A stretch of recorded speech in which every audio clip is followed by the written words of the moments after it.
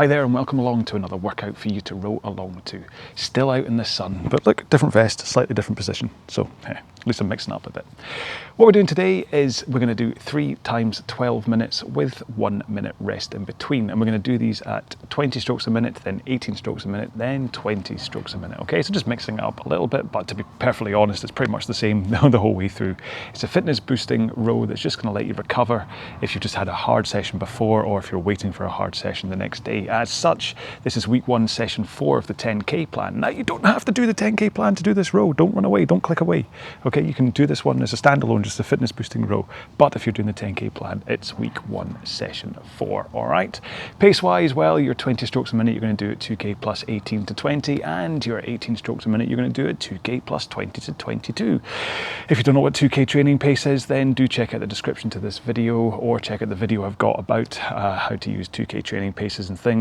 And I'll briefly just say that you just basically row a 2K time trial and you divide your result by 4, and that gives you your average pace for 500 meters, and that's what you want to see when you set your monitor to /500m on your concept 2, okay? So if I say 2K pace, then that's the average you row at. If it's 2K plus 20, then you go 20 seconds slower than that, all right? Crikey, could I said that any quicker? Anyway, let's get into a 4-minute warm-up before today's row. We start off by setting up our machine and go to your drag factor on the concept 2 first, which is a lever on the other side of the machine, and set that where you want it to be. If you're not on a concept 2 and something else and it's just resistance based, then really you just want to make sure you've got enough of a resistance so you can feel the weight of the machine, but it does not feel like you're rowing a dinosaur across a piece of sandpaper, all right? Really all I'm saying is just don't make it so you're having to wrench at the thing, okay? It's a nice fluid motion. Next up, go to your monitor, and if you can, try and set it eye height rather than down at the bottom. And finally, foot straps. Either cover the bottom lace in your shoe if you're wearing shoes, but if you're in bare feet or socks like me, then just set it to a position where you're able to get to the front of the machine comfortably with your shins pointing vertically. Actually, regardless, even if you're wearing shoes, that's the point. Oh, what's he saying? Right, sunglasses on. 4-minute warm-up. We'll do this at 18 strokes a minute, and I'll just tell you what to do as we go through it. But in terms of effort, we're going to start off with just kind of body weight squat effort, okay? So it's just really enough pressure to get the flywheel moving, but that's it for the time being, and I'll talk you through. All right, in 3, 2, 1, go.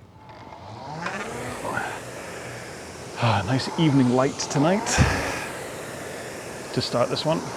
Right, so what I'm saying is that you're just pretty much putting in enough power to the machine that you can feel the weight of the stroke. And for the first minute, all I want you to do is work on the timing between that push of your feet into the foot plates and when you connect the handle to the flywheel or water wheel or whatever you're using. You want it to be instant, okay? You want that foot press to happen right as you pick up the flywheel. And you want to pick up the flywheel right as you put your feet into the foot plates. And that is how you transfer maximum power efficiently into the machine. So just work on that timing. When I mean maximum power, what I mean is the maximum power that you are putting in through your legs. So obviously right now we're not putting in max power, that would be a lot more. But you want all of the effort from poof, that push, to go into the flywheel. You don't want to waste it by scooting your back side backwards first, like that. You want it all just to go boom. Might not seem like it's much of a waste, but if you're trying to hit a specific pace, you're going to have to make up for that butt scoot with a yank on the flywheel or something, or on the handle or something. You don't want to do that. Okay, one more stroke. Let's put one foot on the ground, carry on rowing with just one leg strapped in, or one foot. You know what I mean. This helps with your body position because you're not encumbered by 2 feet strapped in. You might get a little bit more compression at the front. Try not to overdo it though. You're not trying to whack the handle off the front of the machine. swap feet. You really just want to be able to slide with your body leaning forwards to that, well, 11 o'clock position as you're looking at me. And then once your shin is vertical, you just drive straight back again. So don't kind of go way forwards, even though you can, with just one leg in. Last one here. Put both feet back in, straight legs, slight bend to the knees. Just roll with your back and arms. So swing over the hips, pull in your arms, push out your arms, swing over your hips. Simples. Well, the thing is, it is simple here. The tough part is getting that back engaged and swinging during the main rowing stroke. That's what most people tend to miss. Okay, roll to the front, straight arms, forward lean, press out with the legs. Try and hold this position. Okay, so you're not pushing too hard. You're just holding here. Working on driving out while in this position, holding the forward lean and straight arms, but also working on the timing of when your feet and handle connect. You know, going right back to the beginning of this warm-up. Let's get one more in. There we go. And that's the warm-up done. So, have a quick drink, keep moving up and down the rail, and I'll explain one more time what it is we're doing today before we get into the main session. Okay then, so today's session is very simple, just a nice recovery row. What we're going to do is 3 12-minute intervals with 1 minute rest in between. And you do them at 20 strokes a minute at 2k plus 18 to 20 pace, then 18 strokes a minute at 2k plus 20 to 22, and then back to 20 strokes a minute at 2k plus 18 to 20 pace again. Okay, so really, it shouldn't be too tough, but you run about 5 to 6 out of 10 effort level the whole way through. As you get towards the end of the third interval, might feel a little bit tougher because it's a total 36 minutes worth of rowing, but those 1 minute rests in between should really take care of that, so you shouldn't have too much of a cardiac drift and stuff. Okay, so there's no point me chatting away, I'm already strapped in, we might as well just start today's session. So here we go. Whoosh, whoosh. I do like rowing in sunglasses. It feels something very kind of cosmopolitan about it. Anyway, here we go then in 3, 2, 1, let's go. So 20 strokes per minute, 2k plus 18 to 20. Now if you don't have a 2k training pace, like I said, you can peg this at round about 5 out of 10 on a kind of perceived effort. So row at what you think is 5 out of 10 right now, and then hold that pace through this first 12 minutes. Then when we go to the 18 strokes a minute, drop the pace by a couple of seconds, and then when we get into the third interval, back to 20s again, you go back up to whatever pace you're rowing at now. Sometimes the perceived effort thing plays tricks on you, because it can very much be down to how you feel that day. Whereas no matter whether I'm having a sluggish day or a feel-good day, I'm still basing my training around the same 2k time, which has its good and bad things really. Maybe actually perceived effort's better, because if you're feeling sluggish, you don't want to be overdoing it. But that all brings up training in heart rate zones or reading your heart rate variability or whatever. And for simplicity's sake, I think it's easier just to give you a 2k average training pace. Because otherwise, it all gets very confusing. Okay, so we're coming up for 2.5 minutes into this one. Let's see if I can try and get technique out the way in this first interval, and then we can talk about other stuff in the next two. So, where do we start? How should we start today's technique story? Rowing is not a pulling sport, it's a pushing sport. You are generating most of the power by pushing your legs into the machine, not by pulling on the handle. You actually only pull the handle here, like the back quarter of your stroke. The rest of the time, you're just hanging off the handle, letting that power from your legs flow up through your body into your arms, and then with your hands hooked over the handle, the power then transfers into the handle and then into the flywheel or whatever machine you're using.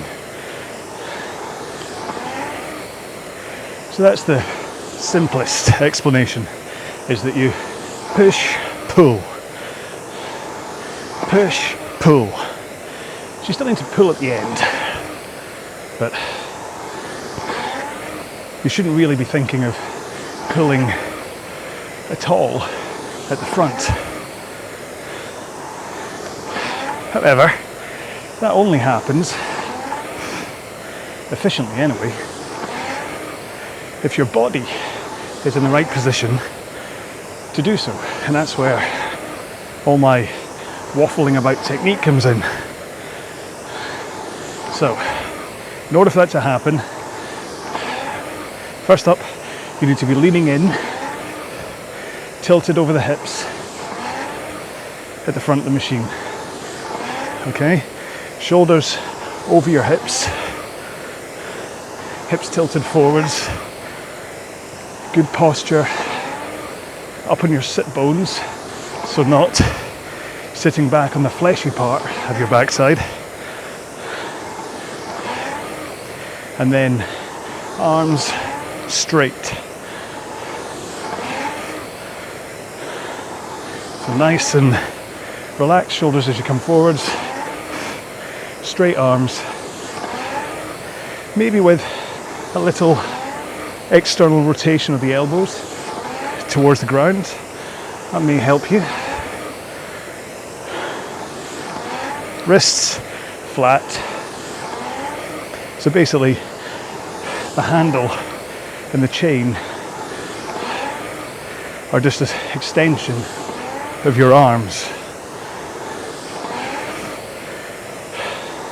You need to slide just enough far forwards for your shins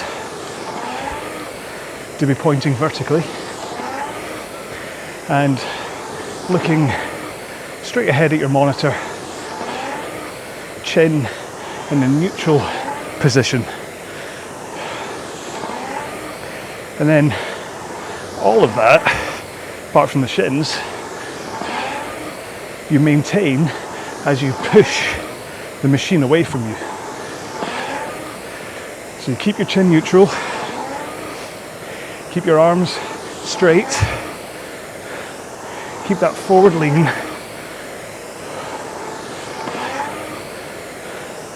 and a nice braced core and braced arms as you push the machine away with your feet. And you hold that forward lean and straight arms until about halfway through the leg drive.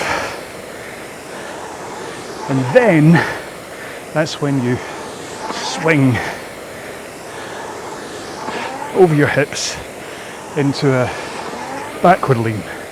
So you're going from, as you're looking at me, 11 o'clock to 1 o'clock. So lean in a little bit, lean back a little bit.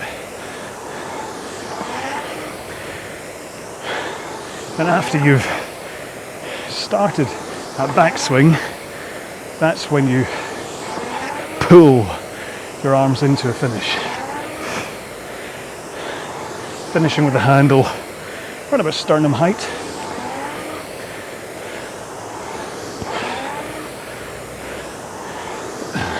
Squeeze your shoulder blades together. Send your elbows through your sides. Wrists flat. Now, a little flare out of the elbows at the back is okay, but what I don't recommend is really flaring them out so that your elbows are pretty much perpendicular to your shoulders, just out to the sides like this. If you're chicken winging, then you are shifting the force of the stroke from your big old lats into your upper shoulders, your delts, and then your forearms and your biceps, all of which are powerful but not designed for the repeated power. Now, it's not to say it's entirely wrong, because lots of on the water rowers have more of a elbow flare than I do, but try just to have a little one and send your elbows through your sides, keeping those wrists flat, and you'll be okay. Then, once the handle touches your sternum, send it straight back out at the same pace you brought it in at. So, in, out. Nice rhythm. You're not jerking it away. You're not scared of it. Get away from... That's not the point. Rhythm. Everything about the stroke is a rhythmic flow from phase to phase. And then that handle away triggers your forward lean, and then by the time the handle is past your knees, you're in the right position to just bend your knees, and you'll slide effortlessly to the front of the machine without needing to overuse any muscles that you don't need to use. Just make sure as you finish your stroke that your legs are down so that your back and hands come afterwards, and that way you'll be sure that all of the power has gone into the machine. If you find you have to stop yourself by tugging your feet on the foot straps, you're getting your sequencing wrong. And what I'll do is I'll start off the next interval talking about foot straps first, then I'll meander onto something a bit more interesting. Okay, in 3, 2, 1. There we go. Take this as a rest. Maybe rock slightly up and down, but avoid light rowing. Use this to just let your heart rate recover a little bit. I've had to go for a chili bottle today. Try and keep my orange squash nice and cool. Yes, orange squash. It's like Wimbledon here.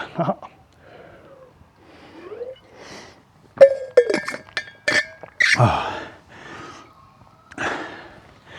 made my own isotonic drink. Filled that up with a normal orange squash, diluted of course.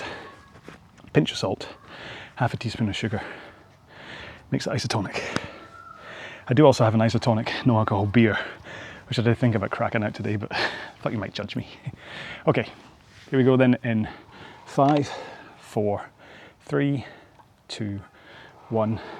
Here we go. 18 strokes a minute this time, so a little bit gentler than we were just rowing at.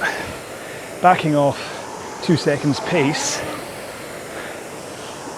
So around about 2k plus 20 to 22 seconds. So 20 to 22 seconds slower than your 2 kilometer time trial average. And my heart rate dropped about 35 beats. I went from 135 down to 100 by the start of this interval.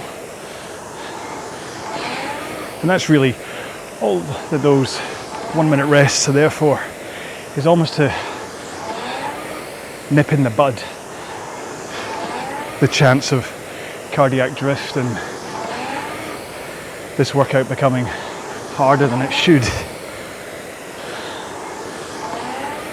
Like I said, with a total of 36 minutes worth of rowing, eventually it might just catch up on you. That's okay. I mean, if you are doing this as part of the 10k plan, then you do need to get used to rowing slightly longer durations than the usual 30 minutes at 20 strokes per minute or whatever. But if the session you did before this one was the 40-minute push pace, then I'm really hoping that you're being sensible with this one and using it as the fitness boosting recovery row that it's meant to be after what was a really tough session. I was hanging on the edge by the end of it yesterday. So, foot straps. Let's quickly talk about them. I said how you want to get your legs down to use up that power, momentum from your legs into the machine. If you tug on the foot straps to stop yourself, that is power you could have put into the flywheel. And there's a good chance, if you're new to my videos, that you're sitting there going, "Ah, you're right. What are you on about, you daft man?" Probably not in a Scottish accent though. If I don't have my feet in the foot straps, I'm going to go flying off the back of the machine. Not necessarily, dear Watson. So here we go. 1 foot out. Other foot out. So, got both feet out of the straps, and because I'm getting that leg power into the machine and legs down before I finish with my back and arms, there isn't as much momentum backwards. So all I need is a braced core, which is a good thing, in order to just soak up any of that last momentum from the pull of the arms.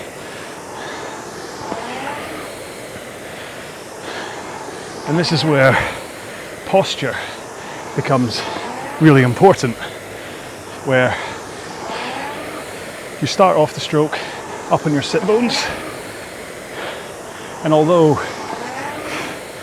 your position will change as you get to the back of the stroke, you're still hopefully contacting with the seat through your sit bones rather than rolling your hips backwards and tucking your tailbone underneath you. Could easily have just said you at the end of that sentence. So I'll put my feet back in. Oh, oi. Other one. Come on. Oh. Okay, so feet back in. Now, I'm going to show you what happens if I tug against the foot straps to stop myself and also pull myself forwards by tugging on the foot straps. So, here we go. See how my knees pop up?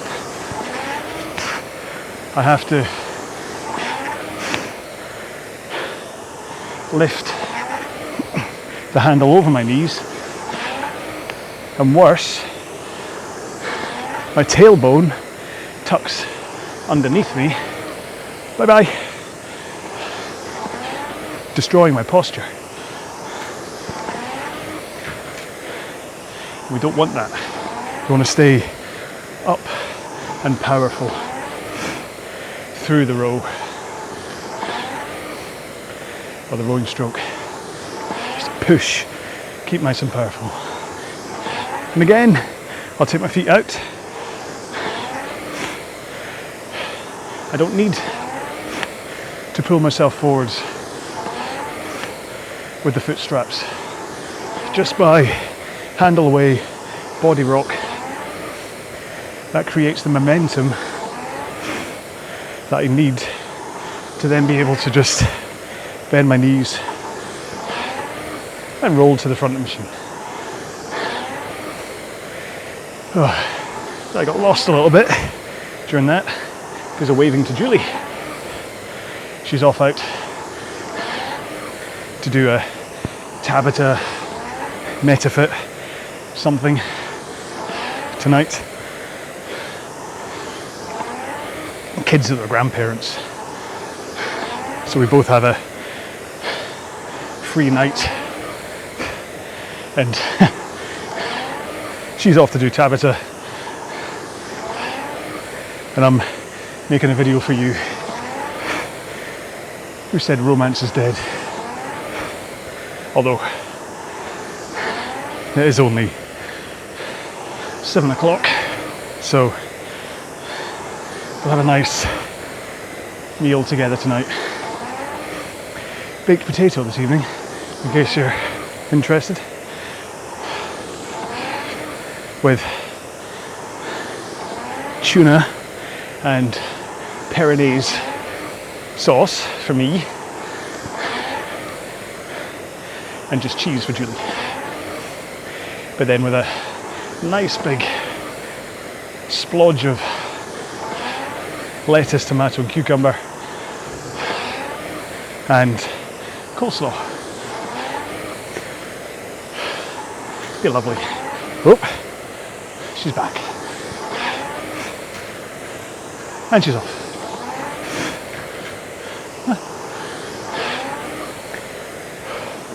But it really is this patch of weather that we get once a year in Scotland, where you'd be forgiven for thinking it was actually summer. I think it was like 28 degrees earlier,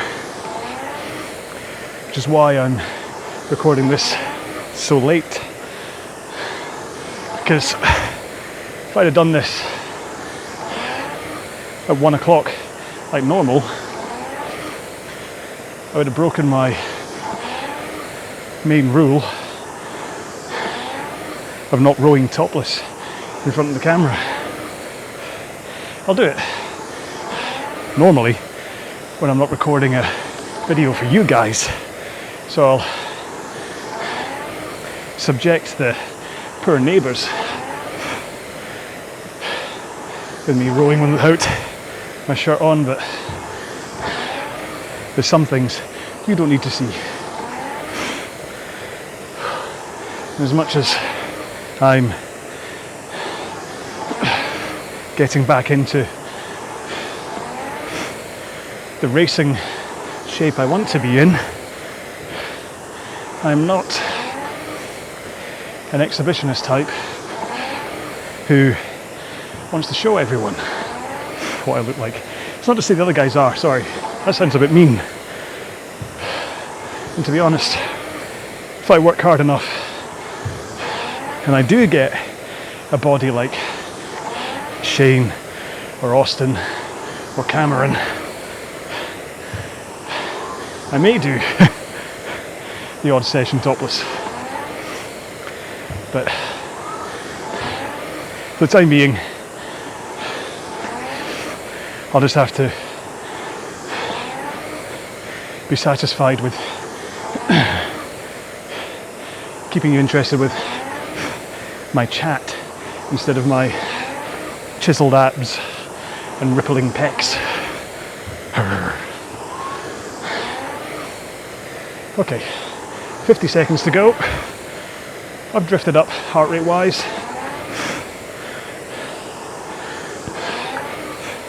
I finished the 20 strokes a minute at 1:35, and it looks as though I'm going to come into a close around about 1:45 on this one.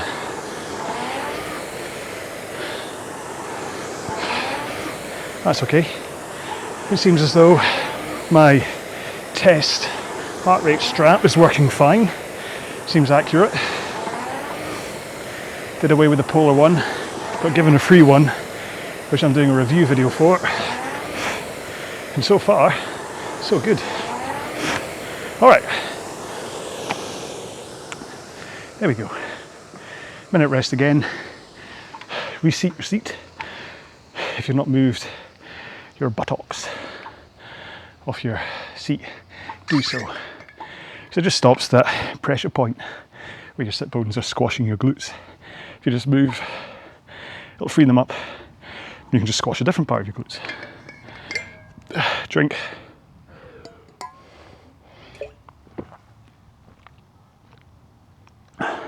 Drink again.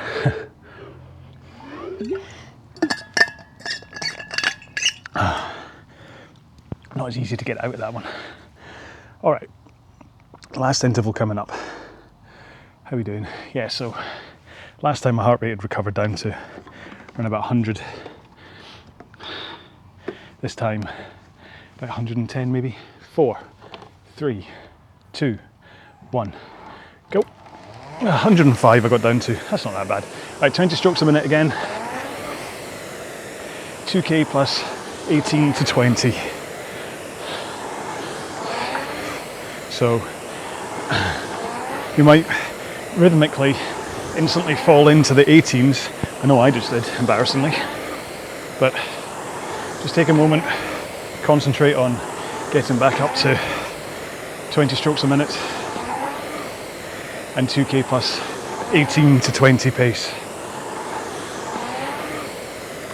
Now, if you are not doing this as part of the 10k plan and you're thinking, I want a little bit more, then when we're done with today's session and the cool down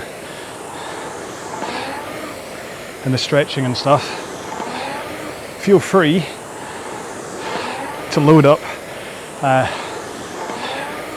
1 minute or 500 meter time trial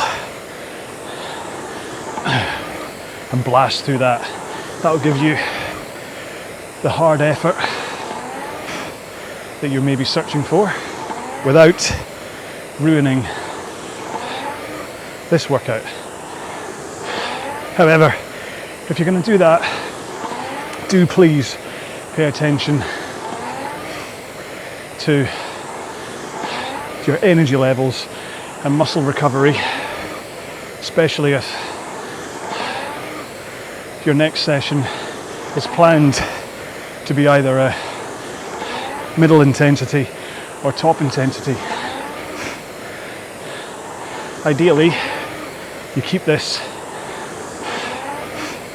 as bottom intensity and then follow up with something tough. But I know sometimes you're like, put me in, coach, I want to go fast. In which case, a minute time trial, or even a 100 meter time trial, that might be even better, because that isn't going to undo anything energy level wise. It'll be all over in around about 20 seconds, and you'll feel like you've done some fast stuff. I might do that at the end of today's row. Might not. You'll have to hang around and find out.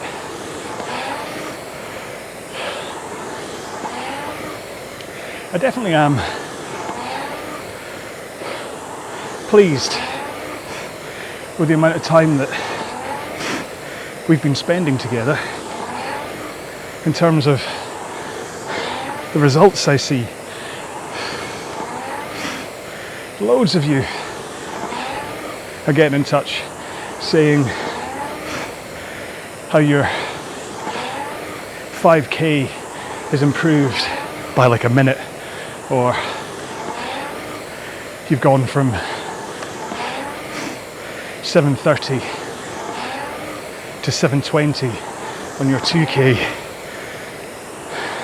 or even just that after never being able to click with the low rate sessions like this one, spending time doing these row-alongs with me has kind of helped click it. And it is amazing hearing from the same people over and over again. It's quite easy for me to get caught up in viewing numbers sometimes and worry, why am I not competing with Austin or Cameron or Shane? Marketing, to be honest. But actually, the fact that I reply to each and every YouTube comment and connect with you all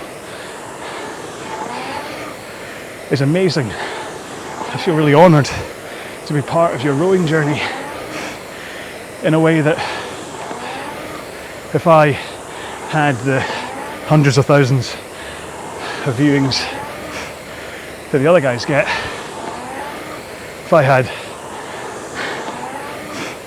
a similar exponential rise in comments, there's no way I'd be able to reply to you all. And after all, the whole point of RowAlong is to keep you rowing and motivated on the machine. I'm not here to make money out of you. I'm here to row with you. So if my ability to engage with you keeps you rowing, then as being I'm not doing this to make money, I'm kind of okay with that. It's not to say it's total altruism. Remember, I'm also using these as my own rehab. that by consistently coming back and making these sessions for you, I'm not avoiding rowing when I think, oh, my shoulder hurts, I better not row today. I know that if I row a session on video for you, because I can't go 110% of what I should be rowing at, it helps to just exercise out and rehabilitate my shoulder. I've said before, it does give me a cracking cardio workout talking to you all the way through a row like this. And there's also, as much as I was saying I'm not an exhibitionist, there is an element of vanity that I want to look fit and strong in these videos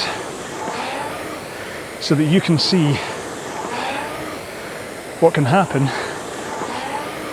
if you just put in some time and some discipline on the rowing machine and a little bit of sensible eating. I mean, if you compare what I look like in this row, this is July 2021, to what I looked like in July 2020, you'll see a huge difference. In fact, you'll see a huge difference between now and like February 2021. And that's because I got a bit more disciplined with the type of training I was doing. I started to stop being so greedy when it came to food. I added in weights routines, all of which you can see on the community tab of the YouTube channel. And sorry to say it, because you maybe heard this before, but I also stopped drinking. And the difference it makes not having, I mean, go back to February, March, I was drinking like 3 bottles of red wine and maybe 10 beers over a weekend. Not proud of it, I'm just telling you that so that you can maybe compare yourself to what I was doing. It wasn't the booze, to be honest, although that would be about 1,500 calories a day extra just from wine and beer, but it was the chocolate and cake and crisps that would follow it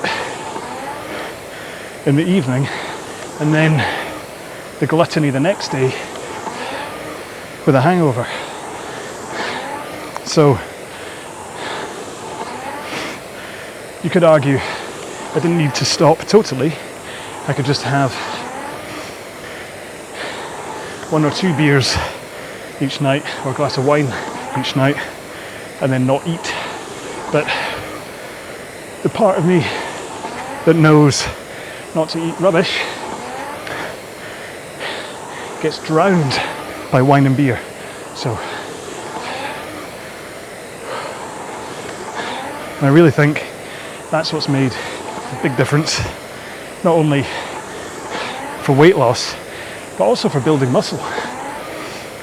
That alcohol, at my age anyway, suppresses testosterone. So I can't put on as much muscle when I'm training. Okay, 3, 2, 1. And that's it. All done. A little bit ranty about diet and stuff at the end. I don't want to be preaching. You just get, I mean, Paul Taylor, the podcast that I listen to, he talks about that a lot, that it's almost like a religious cult when people start to talk to you about how they lose weight. And I could easily say, well, I'm doing the 16-8 fast, and then I will have chicken and salad for lunch, and then I will have a healthy dinner, and then, but that might not work for you. Works for me, certainly works for me, but you have to find what works for you, what you're happy both mentally and physically with. Because it's all very good saying to someone, eat less and move more, but not everybody gets that chance, either because of family or work or whatever. Okay, let's get into our cool down in 3, 2, 1, go. 18 strokes a minute again. And just almost back to that bodyweight squat effort. Just connect your feet into the foot plates and think about the timing of when you then pick up the flywheel. What you want to make sure you don't hear is that scoot of the seat. So listen, see that scoot of the seat before I connect. If you hear a scoot before you hear the flywheel, then chances are you've got your connection timing all wrong. Now you can go back to that warm-up drill that we did with the straight arms and the forward lean and just practicing that push out from the front, and listen and feel what the sensation is when you pick up the flywheel. That's one good way to work on that connection. And if you're still not getting it, take one foot out and then just rock in and out over the ball of your foot onto the heel of your foot, pushing out with the foot that's still in, and feel that grab of the flywheel at the front of the machine.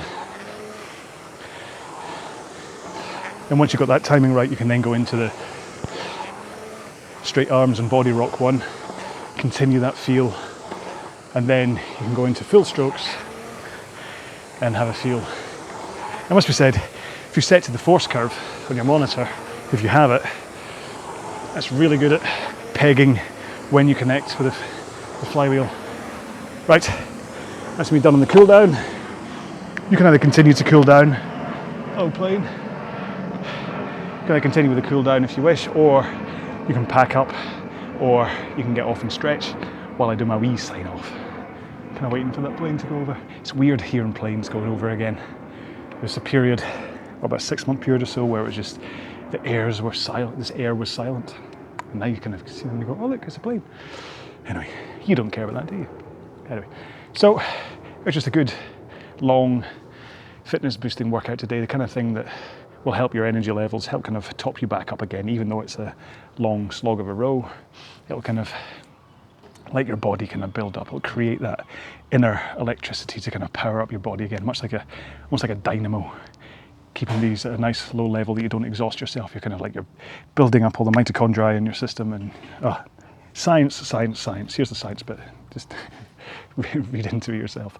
Anyway, so there we go. So that was week 1, session 4 of the 10K plan, if that's what you were doing. Otherwise, that was hopefully just a good fitness boosting row, get a chance to think about technique.